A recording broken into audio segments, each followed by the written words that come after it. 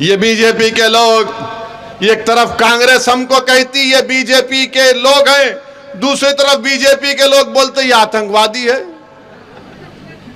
ये देशद्रोही है। ऐसा लगता बाज़ वक़्त कांग्रेस और बीजेपी में मेरा हाल ऐसा हो गया कि फंस गई रजिया गुंडों में। कांग्रेस वाले तो मुझे गाली देते हैं, गाली देते रहिए, मुझे कोई फर्क नहीं पड़ता। इनका नेता राहुल गांधी ऐसा है कि जो उसको लिख के दे दिए वही तोते की तरह बोलता है। हैदराबाद तेलंगाना को आकर के MIM आसाम में इलेक्शन लड़ती है। मैं जिंदगी में आसाम में इलेक्शन नहीं लड़ा, मगर राहुल गांधी तुमने कह दिया अब सोच रहा हूं आसाम जाऊं। आसाम में इलेक्शन लड़ते हैं। राहुल गांधी ये तो बताओ कि तुम मजलिस को गाली देते हो तो क्या शिवसेना दूध की धुली हुई है?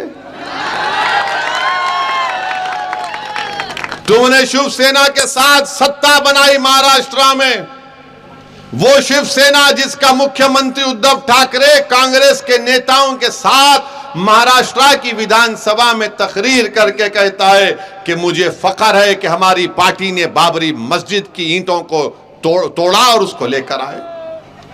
जब तुमको सेकुलरिज्म याद नहीं आया,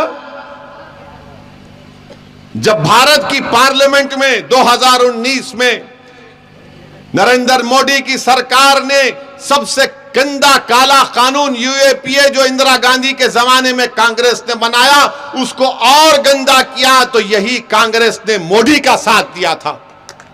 कौन उसके खिलाफ वोट दिया? सदुद्दीन ओवैसी ने उसके खिलाफ वोट दिया था, इम्तियाज जलील ने उसके खिलाफ वोट दिया था। अरे तुम जेल को नहीं जाते, जेल को मेरा बेटा और भाई जाता है। तुम जेल को कहां जाओगे? तुम्हारे बाल को धूल लग गई तो तुम आसमान को सर पे उठा लेते हो और मुझे जिंदा जला दिया जाता है। तुमको क्या मालूम जेल क्या होती है? तुमको क्या मालूम 4-4, 5 साल जेल में सड़ना? तुमको क्या मालूम? अरे तुम्हारे हाथ से सत्ता चले गई तो तुम रो रहे हो, अरे मेरे बच्चों का मुस्तकबिल बर्बाद हो रहा है जेल में। तुमको उसकी फिक्र नहीं है। सत्ता हमारे हाथ से चले गई, अरे हमारे हाथ से तो सब चीज चला गया। घर किसी का टूटता है तो मेरा टूटता है, तुम्हारा नहीं टूटता। किसी को जेल में डाला जाता नाम पूछकर, या किसी को ट्रेन के कंपार्टमेंट में नाम पूछकर गोली मारी जाती तो मेरे बेटे को मारा जाता। मेरे अजीज दोस्तों और बुजुर्गों, इस नफरत का खात्मा कैसे होगा? इस डर का माहौल कैसे खत्म होगा? और याद रखो, कोई आसमान से उतर कर आने वाला नहीं है, कोई जमीन के नीचे से निकल कर कोई आने वाला नहीं है। आपको हल करना पड़ेगा, ताकतवर बनना पड़ेगा, और उसी वक्त होगा जब आप मुत्तहिद होंगे। मुझे कोई परवाह नहीं कांग्रेस क्या कहती है मेरे बारे में। तुम जितना मुझे गाली दोगे उतना मुझे रात में नींद अच्छी आती, याद रखो कांग्रेस वाले। और तुम्हारे इल्जामात मेरे हौसले को और बढ़ाते हैं, मेरे जज्बे को और बढ़ाते हैं।